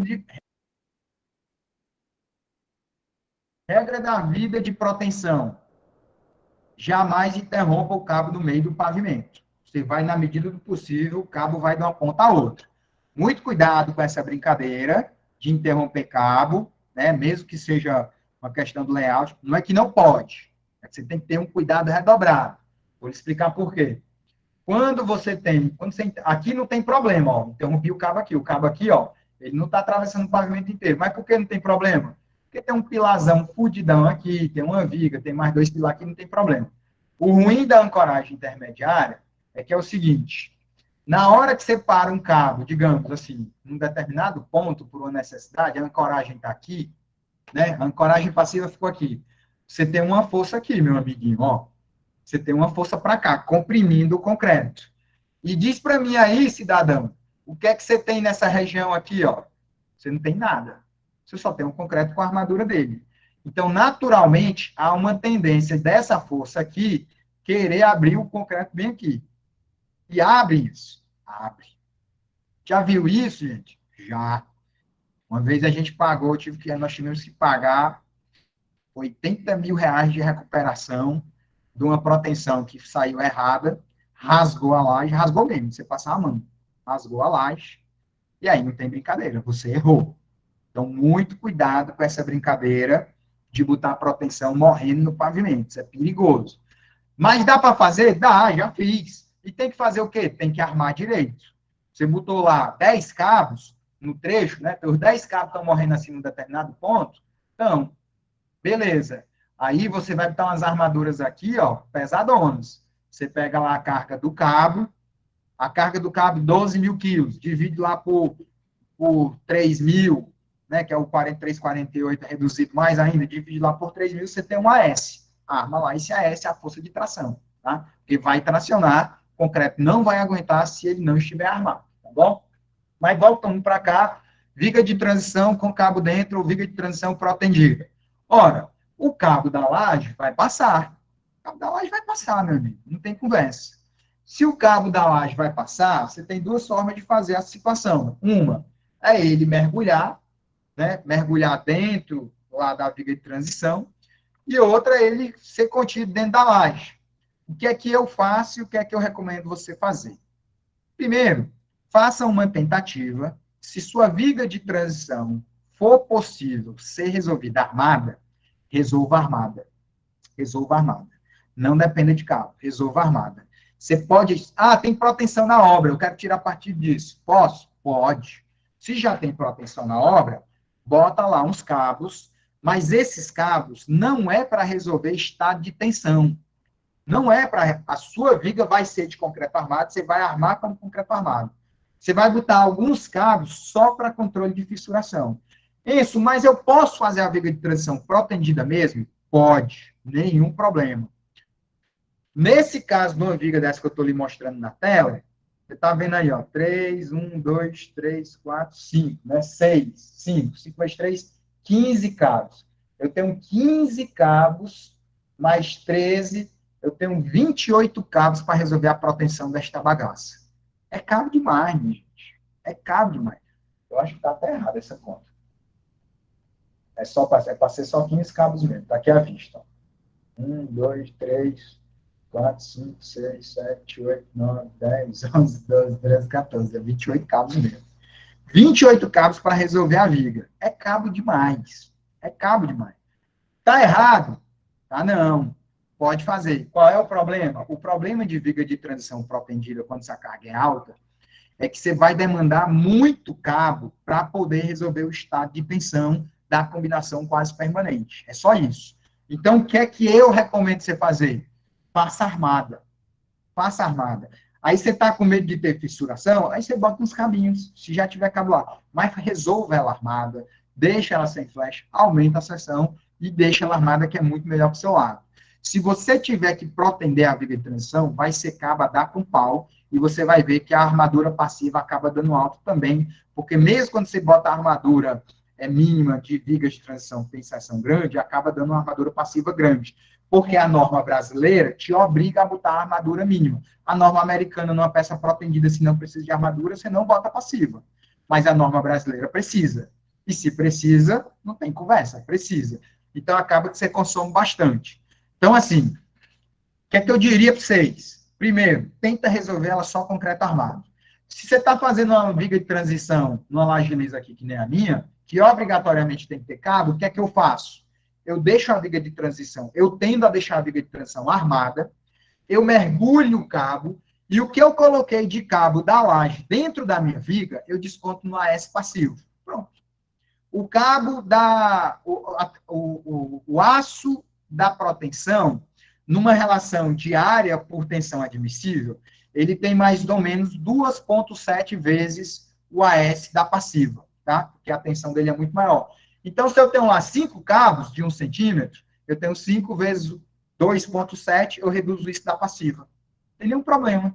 É o jeito mais econômico de você fazer o uso de proteção numa viga de transição. Um lugar que você vai ter problema sério de viga de transição protendida é viga de vão curtinho. Viga curtinha, aliás, não só viga de transição, né? Qualquer tipo de peça protendida curta é muito ruim de protender. Por quê? Porque a peça curta, você sabe que quando a gente está lá dimensionando proteção, uma das fases é verificar a perda de proteção. A perda de proteção típica numa peça é da ordem de 20% a 25% da força inicial do cabo. Então, um cabo de 12,7 milímetros, ele tem 15 mil quilos de força nominal. Na hora que você bota essa proteção no infinito, ele vai perder 20%. Ele cai ali, aí vai depender do tamanho das tuas peças, né? Mas ele vai cair ali para 11, 12 toneladas de força em vez de 15, tá? Então, você perde proteção. Aí, qual é o problema de peça curta? É que uma dessas perdas que você tem, né? Você tem perdas por acomodação das ancoragens, né? Ou perda, como gosta muito de se dizer, né? Perda por encunhamento. Quando você tem a peça curta, o percentual de perda por encunhamento ele fica muito representativo. As perdas são muito grandes, porque a peça é muito curtinha. Então, uma coisa é você perder 5 milímetros quando você tem 30 metros de viga. Outra coisa é você perder 5 milímetros quando você tem 4 metros de viga. Então, protender peça curta é uma bosta. Por quê? Porque as perdas por encunhamento, elas passam a ser significativas. E aí, essa viga aí que você está vendo, ó, essa viga aqui de cima, VT102, é uma viga curtinha, ó, 5 metros e pouco. Ela inicialmente era protendida. Aí a gente vai lá protender. A gente bota cabo. Aí bota cabo. Aí bota cabo. Aí bota cabo. Aí bota cabo. Aí você morre de botar cabo e a viga não se resolve. Por quê? Porque ela é curta. A perda de proteção passa a ser significativa. É muito ruim protender uma peça dessa. Aí a gente mudou ela para concreto armado. Aí concreto armado ela dá lá uma armação e eu boto só uns cabinhos aqui extra para segurar a fissuração dela. E estamos resolvidos, né? Então, você vê aí que eu estou tentando te evangelizar para você evitar viga de transição com peça curta. Aí tá aqui, ó. Aí dá lá uma armadura de 13 barras de 25, 9 barras de 25, negativão, né, que o pilar está nascendo no balanço aqui de 2 metros, mas a viga tem 100 por 90. Aí eu armo aqui. Lembrando, né, aqui eu já vou falar aqui, a questão das disposições das armaduras de concreto armado, né, passiva, você tem o seguinte, toda vez que você tem uma viga de transição, que o pilar nasce no balanço, sempre a ancoragem tem que ir lá embaixo, tá? Quanto tem que descer isso? Tem que descer, no mínimo, a seção da altura inteira, descontado os cobrimentos. Então, você está com a viga aí de 120 de altura, você tira lá uns cobrimentos de cima e uns cobrimentos de baixo, deixa lá uma folga e acabou. Cuidado especial, tá? Cuidado especial. Presta bem atenção que eu vou te falar para não passar vergonha na obra. Quando você for fazer 2 camadas do ferro dobrando, isso serve não só para a viga de transição, mas quando você tem 2 camadas, esse valorzinho aqui, ó, tem cuidado para eles não ficarem à altura menos 2 vezes o cobrimento. Por quê? Porque o da primeira camada, tudo bem, ele pode ser a altura da viga menos 2 vezes o cobrimento, que aí vai parar lá ao cobrimento do fundo da viga. Só que se você duplica o ferro e deixa os ferros da segunda camada com essa dobra de altura menos 2 vezes o cobrimento, na hora que o cara posiciona o ferro na segunda camada, a ponta do ferro fura o fundo da viga. Entendeu? Né? Porque qual foi o vacilo aí? Você está aqui o gabarito da viga, ó. Aí você foi lá, botou aqui a dobra. Tudo bem. A altura da viga menos 2 vezes o cobrimento. Só que na hora que você faz a segunda camada e você bota o mesmo tamanho de ferro, ele vai furar aqui embaixo. Então, toda vez que você tiver ferro na segunda, terceira, quarta camada, você tem que sair diminuindo o tamanho dessa dobra para ter certeza, né, verificar o tamanho da dobra para ter certeza que ele não vai lá furar o fundo da viga, tá bom? Isso aí já é default do software, mas não custa nada você se atentar. Estribo, quando o pilar nasce, né, sempre passando, né? Toda vez que o estribo do pilar tá lá no pilar que nasce, sempre passando. Aqui, ó, inclusive, não tá legal, né? O pilar não continuou, ó. Se o pilar tivesse continuado, não podia deixar aqui o estribo sendo interrompido. Como o pilar não continuou, tem que passar o estribo, ó, tá? Passe o estribo. Minha recomendação é sempre que passe o estribo. 1, 2 ferrinhos a mais ali, dá um trabalhinho na obra, mas fica direitinho, tá? Passe o estribo. Principalmente se sua viga... Olha só isso, ó. Se tua viga de transição for alta, mais alta do que o comprimento de ancoragem da barra, a barra, às vezes, ela fica bem aqui, ó, do pilar. E aí você fica com essa região toda desprotegida, ó. Não custa nada. Passa teu estribinho lá e seja feliz, né? Viga de transição, o bom, barra positiva e negativa de ponta a ponta. Na medida do possível, detalhamento da barra de transição, ó, negativo, ponta a ponta. Positivo, ponta a ponta. É sempre bom deixar de ponta a ponta? Deixa uma barra só. Se der até os 12 metros, deixa a barra só. Deixa uma barra só. Que trabalha, que tem aderência na barra inteira, velho. Né? Porque o que é que acontece, por exemplo, numa viga dessa que você está vendo aí na tela, que tem um pilar no balanço e um pilar no meio do vão. Vem um momentão paulado aqui e vem um momentão paulado aqui assim. Aí, quando você vê esse momentinho aqui, às vezes, o momento aqui, ó, ele fica até negativo. A viga de transição, às vezes, faz levantar esse pilar. Né? Então, o seu problema é na viga inteira. Você tem momentos positivos grandes e você tem momento negativo grande. Então, o negativo, né, a rigor, eu poderia fazer uma decalagem e parar a barra por aqui e botar outra barra para cá sem nenhum problema. Mas, bicho, deixa a barra inteira. A aderência é muito superior. A viga inteira trabalha solidarizado. Tá? Então, dica que eu dou para você. Viga de transição é barra reta, positivo e negativo do começo ao fim. Como ter barras grossas, cuidado com o raio de dobra. Isso aqui é um trequinho. Eu até recebi uma tabela da Gerdau, que eu vou mandar para vocês as novas dobras com os raios que a Gerdau consegue fazer por bitola e por situação de dobra. Deixa eu mostrar para vocês aqui como é legal. Uma tabelinha que a gente recebeu recentemente. Da própria Gerdau, por sinal.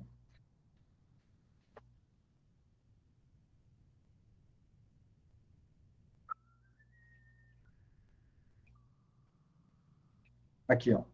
Mínimo de dobras e giros que se consegue fazer. Uai, o que não está abrindo, meu filho?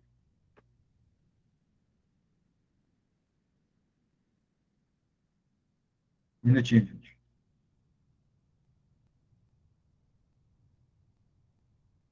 Travou o negócio aqui.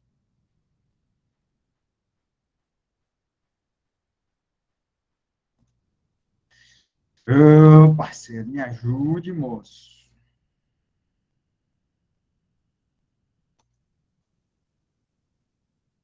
Vai abrir. Tá aí, ó. Por situação, por bitola. Ó, que legalzinho, né? Então, todas as dobras estão aqui, ó. O A11, B11, não sei o quê, por bitola, tal e tal. Bem legalzinho essa tabela. Então, uma coisa que eu digo, né? Você vai fazer uma dobrinha assim, ó, tipo essa, tipo L, né? Cuidado lá, ó, porque numa barra de 25, o cabo aqui, ó, você tem lá o mínimo da dobra que ele consegue fazer. Então, você ficar, puta que pariu. Você ficar atento aí o que que você tem que botar de dobra, obedece lá o raio do giro da barra, porque assim, ó, eu tô falando é assim, se esse comprimento for muito pequenininho aqui, quando o cara vai fazer a dobra da barra, ele não consegue fazer ela assim, retinha, bonitinha. Ele vai fazer um troço assim e vai ficar assim, no meio da barra, tá? Então, só para você ter cuidado, é besteirinha, mas para você ter um cuidado extra aí, tá? Questão de viga de transição estribo. Se você tiver, recomendo, se tiver uma base já maior do que 30 centímetros, já coloca ali um estribo duplo, tá? Viga de transição, já bota ali com um estribo duplo, por quê? Porque mesmo que dê para se armar com um estribo único, né, de duas pernas, é melhor você armar sem ser com a barra grossa. É melhor, para nível de fissuração, você armar com a bitola mais fina e espaçamento mais apertado. É a mesma dica que eu dou lá no curso de reservatórios e piscinas, né? Sempre procure barra fina e espaçamento menor. Então, às vezes, você tem uma viga de transição que o estribo está dando assim, ferro de meia a cada 10, ferro de meia a cada 15. Pô, bota um estribo duplo, aí em vez de ferro de meia, bota ferro de 8, ou ferro de 10, ou, né? Vai baixando a bitola, que é melhor. Evite bitola muito grossa. Né? Passou de 30 ali, já você mesmo, porque normativamente não é obrigado com base de 30, né? Mas passou de 30, se tiver muito, se tiver estreito, né, 20, aí não rola você usar estribo duplo, mas é complicar a obra. Mas 30 centímetros já dá para a obra fazer legal ali, duas dobrinhas assim de, de, de 12, 14, 12, 13, 10, 10 não, né? 14, né? 14, 15, é mais que isso, né? 20, vai dar 22 terços, né? Dá 90, 45, vai, 25 centímetros, né? 22 centímetros já dá legal, para uma base de 30. Então, passou de 30, estribo duplo, né? Que aí você fica ali, ó, ferrinho de 8, legal. Às vezes não tem o que fazer, né? Mesmo com o estribo duplo aqui, deu ferro 16 cada 10. Eu, às vezes, quando estou com essas vigas de 1 metro, eu faço um estribo assim, ó, que são vigas muito grandes, né? Eu faço um estribão grande e dois pequenininhos assim, ó. Gosto muito de fazer essa solução. E aí eu fico com um estribo em 6 pernas, né? Aí essas 6 pernas, em vez de usar um 16 cada 10, às vezes eu cabo ferro de meia, cabo ferro de 10, e aí fica legalzinho, tá? Outra dica que eu dou, evite espaçamento menor que 10, principalmente se tiver com o estribo duplo, tá? Bota ali espaçamento 10, 11, 12, estribo um espaçamento bom de viga de transição, né? Algo entre cada 10 e cada 15. Normalmente são espaçamentos bons. Outra coisa, independente de precisar ou não, use costela. Mas é quase certo que a sua viga de transição vai precisar de costela, porque dificilmente você vai fazer uma viga de transição com uma altura menor do que 60, né? Mas mesmo viga de transição ali com altura de 50, bote uma costelinha. Como é que você faz a costela? Deixa uma costela com espaçamento mais ou menos cada 15. Então, a conta que você vai fazer é assim, põe lá, pega lá assim, ó, continha assim, formuleta, né? Formuleta. É a altura da viga, menos 10, isso aqui dividido por 15. O que é que isso aqui vai te dar? Vai te dar o número de barras da costela, vai te dar esse 8 aqui, ó. Né? Para dar uma costela ali mais ou menos a cada 15. Como é que a costela da viga de transição é calculada? Do mesmo jeito que uma viga convencional. Ou seja, ó, nesse caso aqui, ó, o que a gente vai ter? Cadê a calculadora? Nesse caso aqui, o que é que eu tenho? Ó? Eu tenho uma viga de 100 vezes 120 vezes 0,1%. Então, eu tenho uma S por face de 12 centímetros quadrados, né? 12 centímetros quadrados. É isso mesmo? 100, está até arrumado errado, então, né? 3,1 dividido por 100. 12 centímetros quadrados, né? Primeiro bola aqui. É porque essa viga deve ter propensão, e aí eles se preocuparam com o costela. Mas, tá errado essa porra? Tá não, né? 12 dividido por 1,25. Dá 9, 10 barras de meia, né?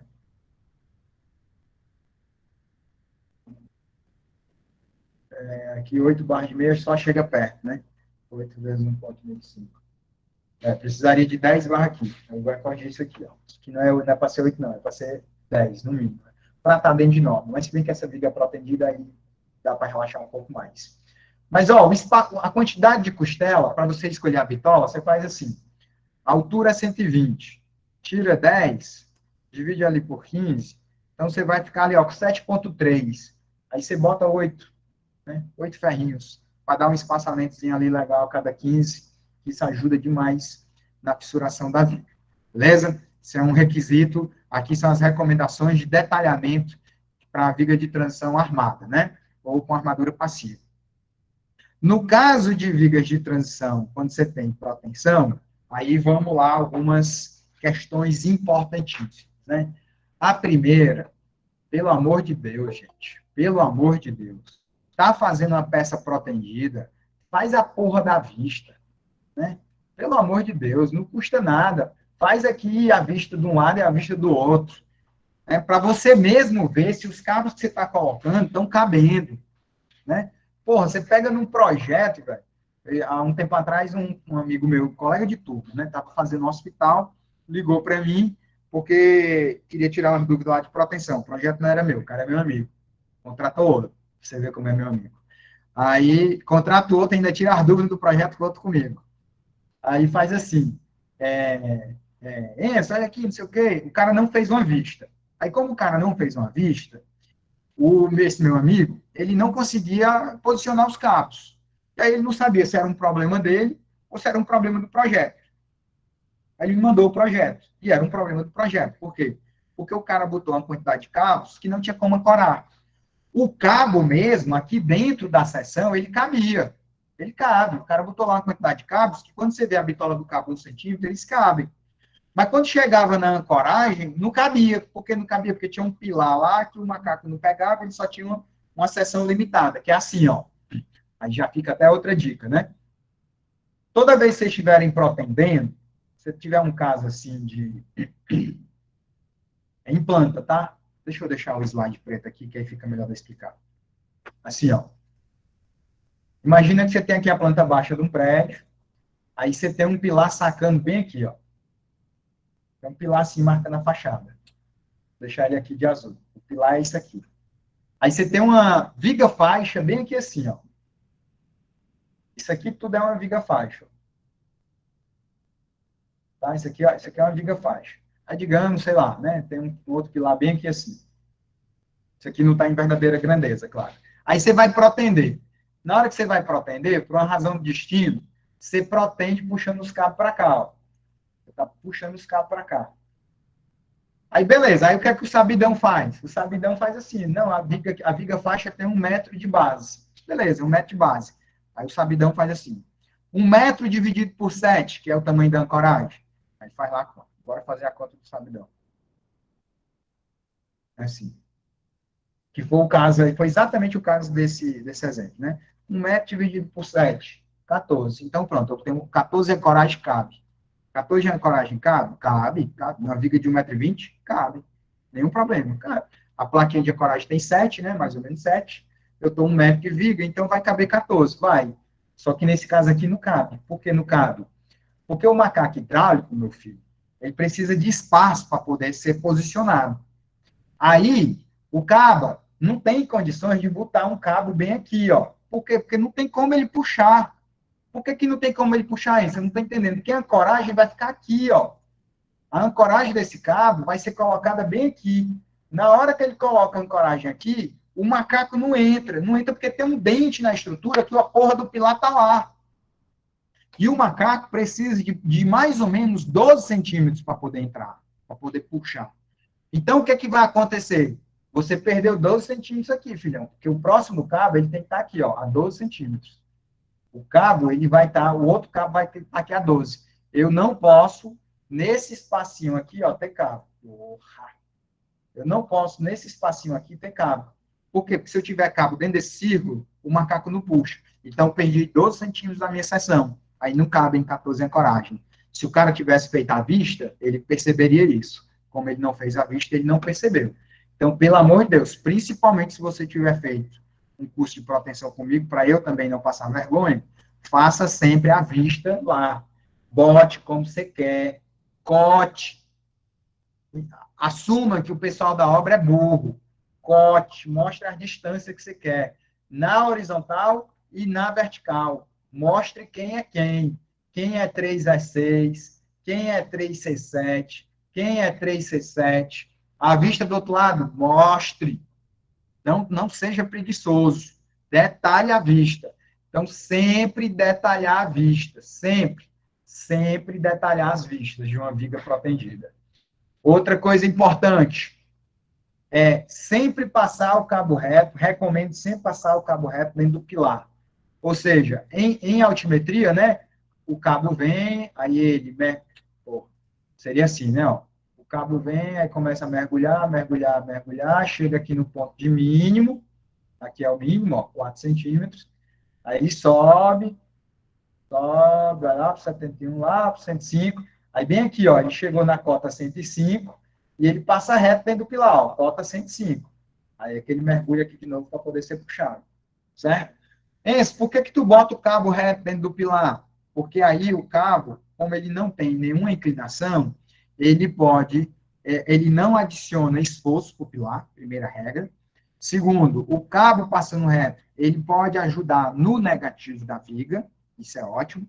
E aí você fica com a situação ótima. Principalmente quando o teu pilar, ele é assim em relação à viga, ó, em relação ao cabo. Se o pilar é desse jeito, aí é que você tem que passar ele reto mesmo, que é para não adicionar esforço, porque nesse caso é pior ainda, porque se você tiver um declive de cabo, de um ponto para outro, começa a fazer efeito que você tem uma distorção, e isso gera um cisalhamento, tá? Gera um esforço, né? Não só um cisalhamento, um esforço. Outra coisa importante, sempre fazer as indicações de abscissas e ordenadas, né? Tá aqui, ó, as abscissas e as ordenadas, as abscissas, olha lá as cotinhas em X e Y. Eu gosto de detalhar assim, você não é obrigado a detalhar assim. Você pode, inclusive, detalhar mesmo, né? O TQS, por exemplo, da altimetria do cabo, o perfil do cabo, nenhum problema. Agora vem a questão principal de viga protendida quando você tem, de viga de transição quando você tem proteção. Vamos lá. Ó, vou pegar aqui um prédio, esse prédio cidadão aqui, lá de Brasília, aqui ele, ó, bonitinho aí. Aí o que é que você está vendo aqui, ó? Ele, desse lado, tem a viga de transição, né? Que é a pauleira aqui da viga de transição. Deixa eu abrir o 3D aqui para vocês verem. Deixa eu ver se vocês estão vendo. Estão vendo, né?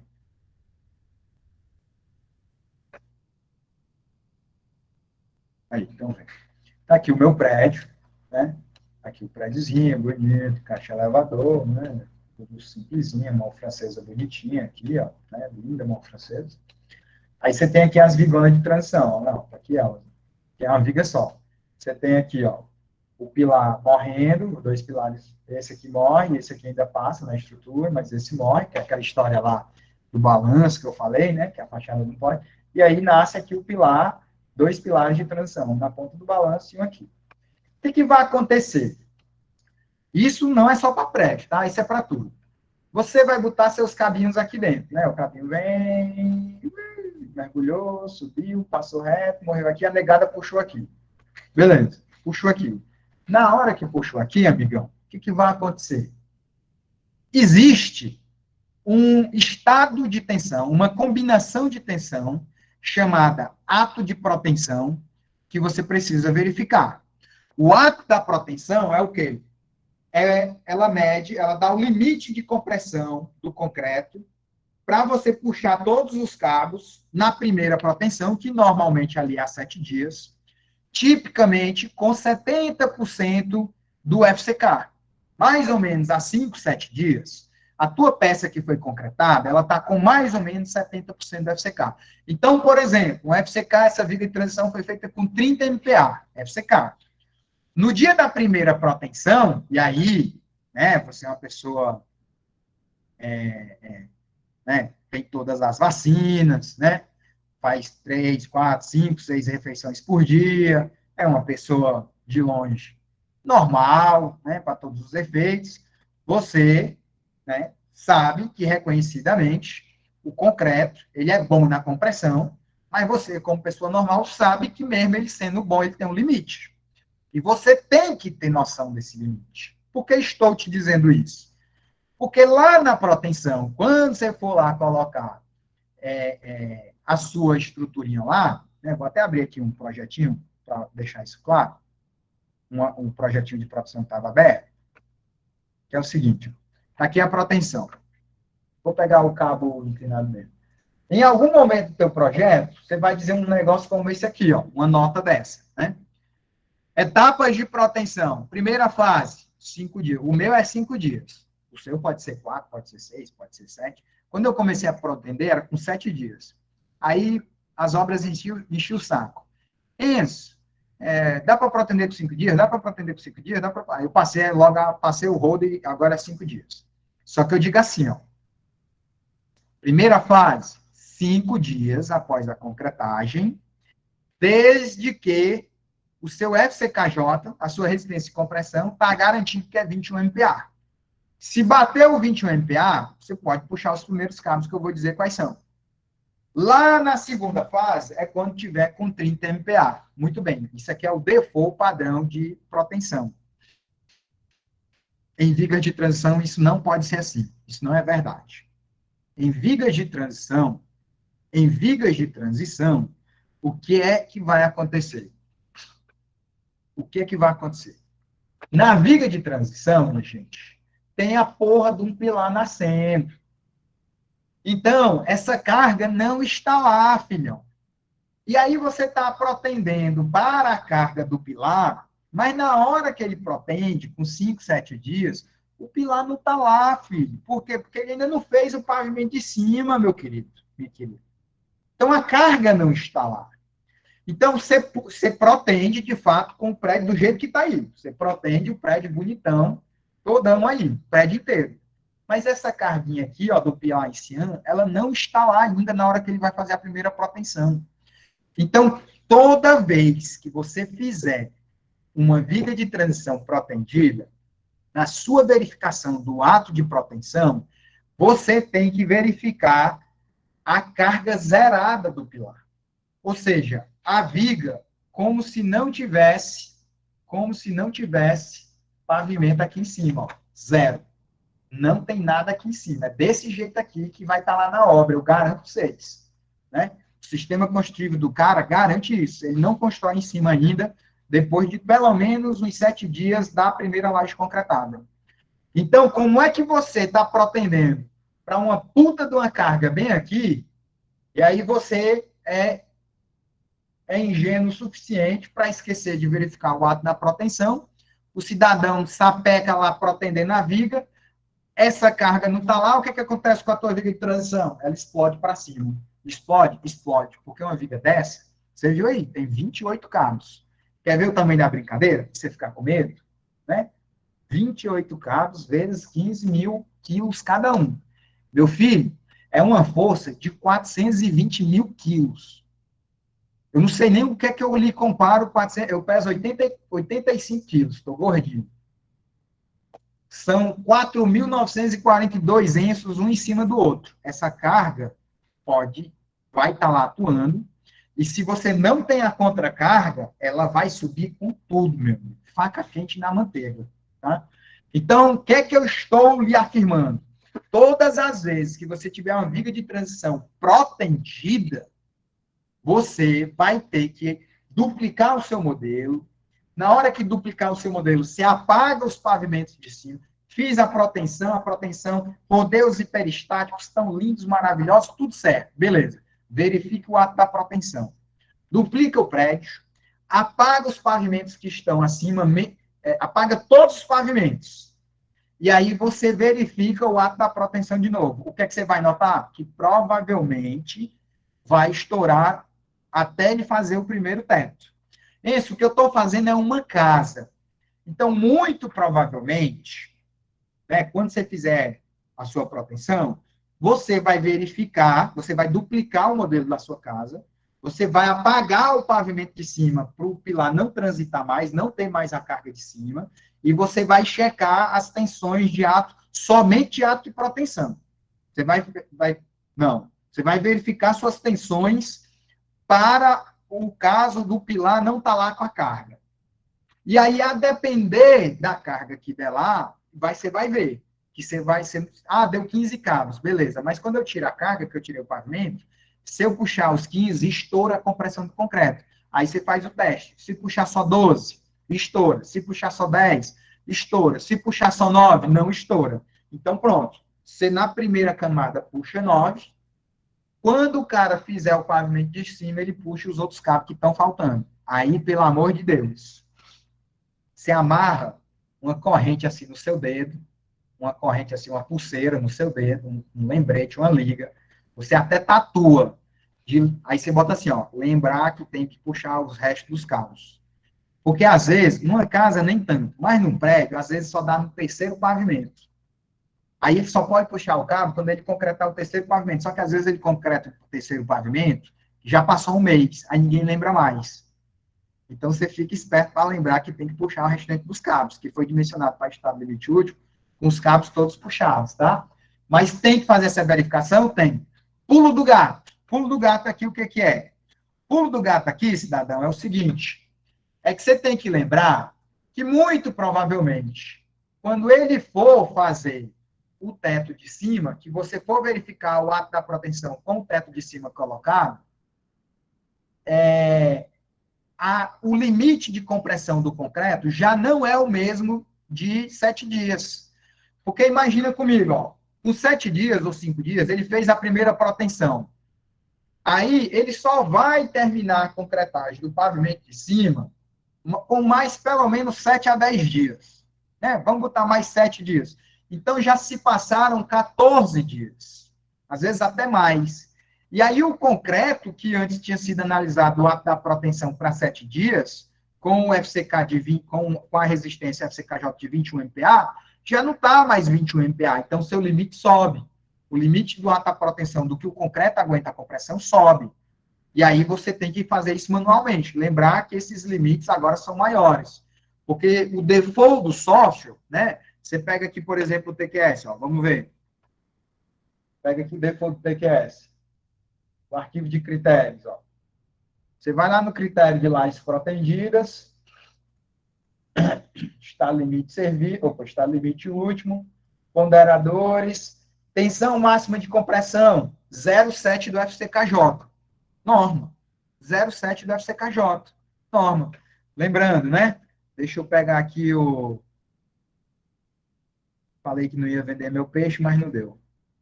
Custo de propensão. Aqui, ó. Os limites normativos. Cadê você? Limites normativos para o ato de proteção. Aqui. Né? Aqui, os limites de norma. Ato da proteção. Qual é o limite? 0,7. 0,7 de quê? 0,7 de FCKJ. Né? Tipicamente, FCKJ, lá, você vai ter 21 MPa. 0,7 do FCKJ. Né? 0,7 de 21 MPa. Beleza. Mas quando ele concreta o pavimento de cima, o seu J não é mais 7. O seu J às vezes é 14, às vezes é 21 dias, e às vezes é 28 dias. Né? Chegou lá no segundo, terceiro pavimento. Aí continua sendo 0,7 de FCKJ. Porra! Continua sendo 0,7 de FCKJ. Só que seu FCKJ não é mais 21 MPa. Às vezes é 28, às vezes é 30, né? E aí o limite da tensão de compressão aumentou, então vai passar, né? vai dar certo. É isso que eu quero dizer para você. Vai dar certo. Né? Vai dar certo. Tá? Só estou te alertando isso aí para você corrigir esse valor. Não é corrigir o 0,7. É corrigir o FCKJ. Tá? Você vai corrigir o FCKJ. Porque ele é 210, mas ele é 210 quando você tem um FCK de 30. Há 7 dias. Lá com 14 dias, com 20 dias, a resistência dele aumenta. Ele aumentou. Né? Então, fique esperto com essa história aí. Cabo reto no pilar, indicar primeira e segunda proteção, sempre colocar as ordenadas e as abscissas. Pronto. Então, isso aí era mais ou menos o que eu tinha para falar na aula de hoje. Mostrar os cuidados que você tem que ter a nível de dimensionamento e detalhamento de vigas de transição. Eu espero que eu tenha aí atingido expectativas de alguém que veio para a aula porque está querendo resolver um problema pontual. São 8h54, mas eu não estou muito apressado. Então, quem tiver aí alguma pergunta, quiser fazer algum comentário, ou tiver alguma dúvida, essa é a hora. Obrigado, Lídio. Valeu. Valeu, gente. Valeu. É isso aí, Luiz Carlos. Galera, então aí por hoje é só. Quem está lá nos meus grupos de WhatsApp, diga aí, André. Quem quiser pegar o microfone, pode pegar, tá? Eu vou parar por aqui, mas vou parar de gravar, mas quem quiser fazer alguma pergunta aí, fica à vontade. Mas por hoje é só. Muito obrigado aí por terem vindo, por ter ficado até o final. Diga aí. Eu queria só perguntar, ali na hora que tem o pilar entrando na viga, né? O estribo do pilar, ele entra também na viga ou não? Nesse caso, não, né? Rapaz, vai. Porque o da viga passa no pilar, né? Mas e o do pilar? Mas vai. Ele vai acabar. É porque é o seguinte: se você tratar a viga com a rigor, você só tem que garantir a flambagem, não, a ancoragem, tá? A ancoragem, entrar-se lá com os 40 fios. O que acontece? Se você tem uma viga de transição suficientemente robusta para trabalhar praticamente como um bloco, a rigor você não precisa. Né? Boa pergunta, eu não sei nem o default do TQS. Não lembro do default do TQS. Deixa eu ver se eu tenho algum pilar aqui detalhado. Mas, assim, você pode parar o estribo lá se você passar o da viga, mas o melhor é você passar o do pilar para garantir, porque assim, se sua viga de transição for muito alta, a razão de você ter estribo no pilar é segurar a flambagem das barras longitudinais. Se você estiver trabalhando com a viga de transição de 1,20 m, né, viga muito parruda, passa ali uns estribos só para ter certeza que essa porra não vai flambar. Se sua viga for baixinha, aí nem faz diferença, porque esse estribo de pilar é cada 20. Você está com a viga de 50, 60, são 2 estribos. Então não vai fazer muita diferença não, tá? Beleza. E aí, beleza? Isso. Essa sua turma que está aqui na aula de graduação, dos meus cursos, tudo aqui é curso de extensão, mano. Tem gente do curso de concreto armado e gente do curso de protendido. Isso aqui é uma aula extra. Aí eu gravo e depois disponibilizo lá para eles. As combinações para verificar momento da viga de transição são as que tem underline V? Não, são as duas. Na verdade, o TQS já vai armar automaticamente pela envoltória, viu, Kaique? Então, quando você manda gerar as armações, ele já arma o positivo pela viga de transição enrijecida e ele arma o negativo pelo modelo com viga de transição não enrijecida. Ele vai armar pela envoltória, no caso do TQS. Show de bola? Então, vamos embora. Galera, peço aí para vocês saírem da sala. Muito obrigado aí por terem vindo. Valeu demais aí. Ficou mais dúvida, pergunta lá no grupo lá do WhatsApp que a gente vai conversando. Valeu, Igor. Valeu, Alisson. Valeu. Obrigado. Até mais. Falou, rapaziada. E moçada.